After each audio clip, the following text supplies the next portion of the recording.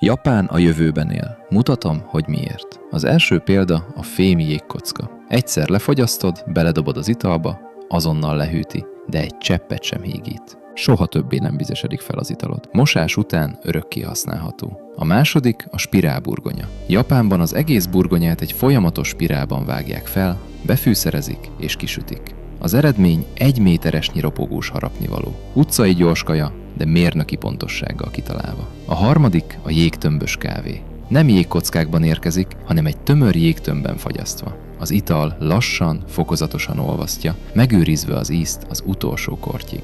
Ha a kávé elfogy, a maradék jeget lereszelve fagylaltot eszel belőle. A negyedik a bütykös cipő. Kívül teljesen normálisnak néz ki. Belül egy kis tárcsa igazítja pontosan a lábhoz. Sem fűző, sem szorítás, sem kompromisszum. Az ötödik az emelés nélküli ápolás. Míg a világ nagy részén az ápolók még mindig kézzel emelik a betegeket, ami sérülésveszélyes és megalázó lehet, Japánban speciális eszközöket és technikákat használnak, amelyek megőrzik a beteg méltóságát és az ápoló egészségét egyszerre.